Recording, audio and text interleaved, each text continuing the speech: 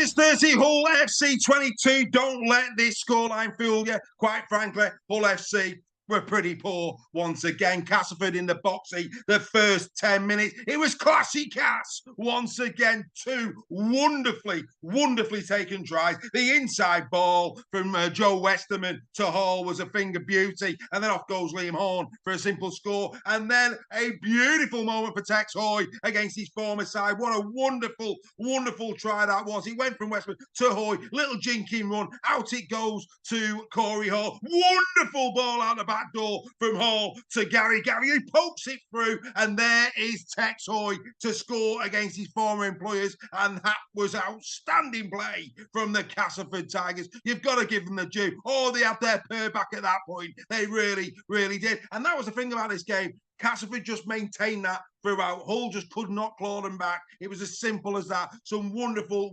moments in this game. Really pleased for Mr. Barron. I thought he took his try well. I mean, again, but when you consider the two tries that Hull FC scored, the Barron one was well executed, but it was off the back of a Castleford error. The Sutcliffe one was, of course, an interception. There's two of the Hull FC's tries that were very fortuitous. I thought Sutcliffe making amends, of course, for what can only be described as shocking defence, absolutely shocking defence for I think it was the Milnes try.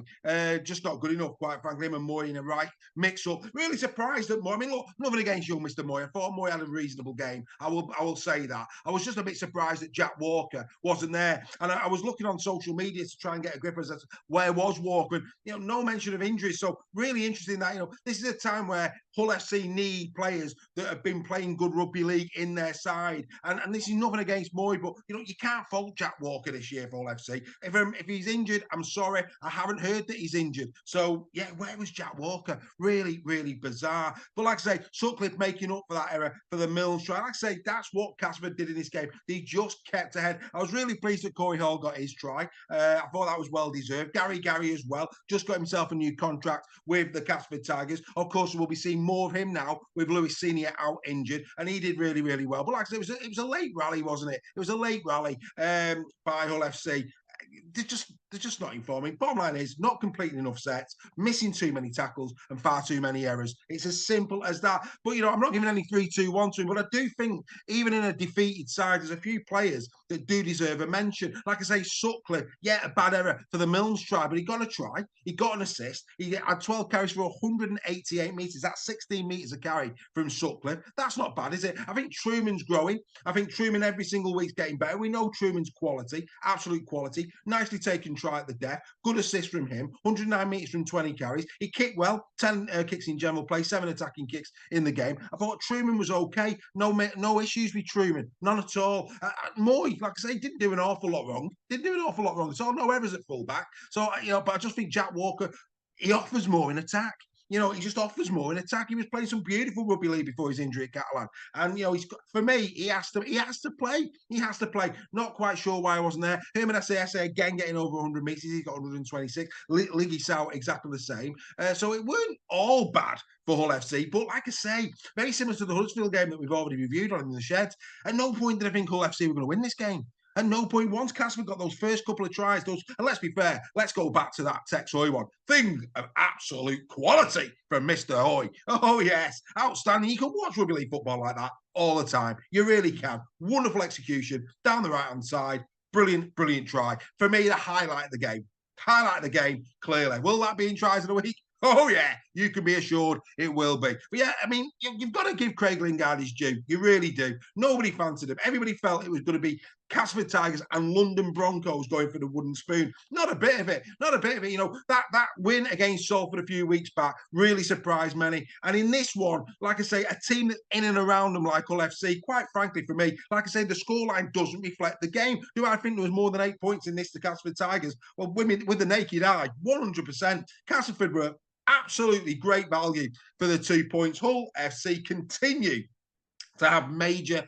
difficulties in Super League this season, and it's not going to get any easier for them. Let's just take a quick look at where these two teams are going to go in the next couple of weeks. First and foremost, starting with the Castleford Tigers. Of course, they've got the Leeds Rhinos away. Now, Leeds aren't in good form.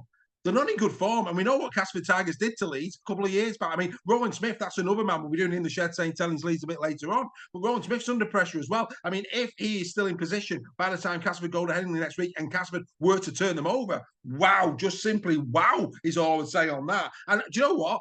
Who's to say that won't happen? Who is to say that that won't happen? I thought Milnes, Westerman, McShane, who played scrum half in this one. I think the three-quarter line, whilst it's youthful, have got punch. They've got, real quality, genuine speed. We know that Hoy's been a lot better since going to Hull FC. Don't count them out against the Leeds Rhinos. Do not do that. After Leeds, it's two really tricky games. Luckily, they're both at home. They go up against Wigan Warriors. We know what Wigan have done to them already this season. And then they've got Hull KR before Saints. So really difficult fixtures on the horizon for Castleford Tigers. But I do think they might actually fancy the chances against the Leeds Rhinos. As for Hull FC, well, of course, next up for them, what a massive game. Again, if Ian Watson is still in position, wow, that's going to be another big game. They go to the John Smith Stadium. That's a massive game for Ian Watson, if not for Hull FC, it has to be said. And then they also will be playing the Leeds Rhinos at home, followed by the Warrington Wolves at home. That is the other side of the Challenge Cup final, that one against Warrington before Salford away. So, really difficult fixtures for both sides.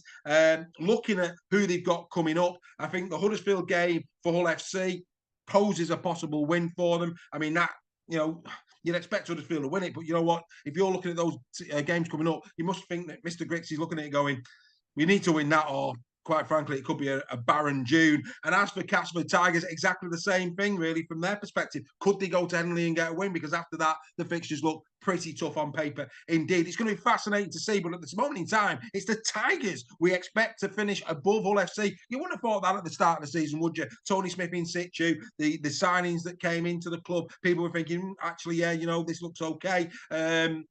It's just been a really bad 12 rounds, hasn't it, for Hull FC? Right, let's get into the 3-2-1. Here we go. Like I say, in a nutshell, classy casting parts in this game. That opening 10 minutes pretty much dictated the game and dictated the win for the Castleford Tigers. There are little glimpses of individual quality that he's starting to show for Hull FC, but collectively as a team, for whatever reason at the moment, they are just not firing. Anyway, back to the 3-2-1. It has to be Milnes. It has to be. His try was pretty straightforward, let's be honest. Nice assist from him, but it was his kicking game. His kicking game in this was outstanding. Game management. Once they got the noses in front, he could do what he needed to do. 5 from 5 with a kicking boot. 18 kicks in general play, 7 attacking kicks. He kept Hull FC penned in. He just kept the game going. Absolutely superb performance. We've always rated Rowan Milnes here at Super League Raw. This is why. He is a quality halfback. Don't worry about that. Am I saying that he's a halfback of Wigan Warriors, St. Helens standards, the top elements of the league? Absolutely not. But can he do you an assured job in the centre of the park? Do I think he's a playoff halfback? Absolutely. I think he's got that quality in his game. So well done to Rowan Milnes, really good. I've got to give 2 to Hoy. Hoy against his former club, outstanding. I mean, that try of his, absolutely beautiful. It wasn't just the fact that he was there to finish it off. It was that change of pace before he passed it to Corey Hall. That little sidestep and shimmy. Off it goes to Corey Hall. Wonderful stuff from Hoy. 136 metres in the game. He was all over it. He was at it. I thought, a couple of heart in mount moments at full-back position, but he got away with him. He managed those situations really well. We knew that Hull FC, perhaps they know Hoy's game inside out. They were going to challenge him in terms of that. We saw when he was a Hull FC player that sometimes he could make a lot of errors, but not a bit of it in this one. I mean, the kick pressure at time wasn't good enough to really put him under that pressure, but I thought he stood up really well against his former employers. He deserves the 2 points. Like I say, I've been one of his biggest critics, but I call it straight. Another really assured performance from Tex Hoy. And the 1 point I'm going to give to Corey Hall, another player that I think has got a big future in the game. When KR got him, I thought it was an astute signing. Now he's at the Castleford Tigers. I think this kid on the right edge has got something about him, Corey Hall. I think he's going to develop into a really good, solid Super League player. I really do.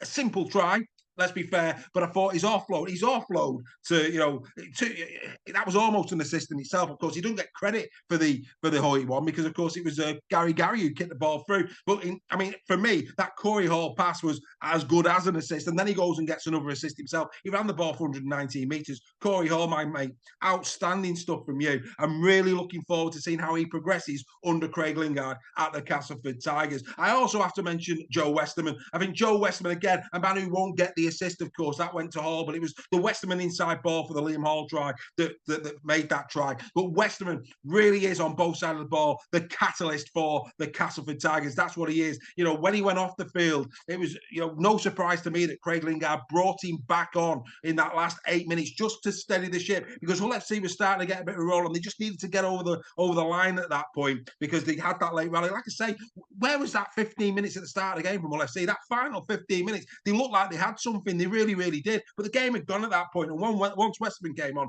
just to steady the middle unit and to get his hands on the ball, it was game over. 39 tackles indeed from Joe, 156 metres from 17 carries. Very close to being in the 3-2-1. But I just felt that Millsy's control of the game, Hoy against his former club, the pressure he was under and what he delivered. And also Corey Hall, a man who doesn't get many points, who doesn't get much headlines. Westerman gets those, McShane gets them, but keep an eye on Corey Hall. He is a great, great prospect in Super League. Really enjoy in watching him. So the Castleford Tigers 30, Hull FC 22.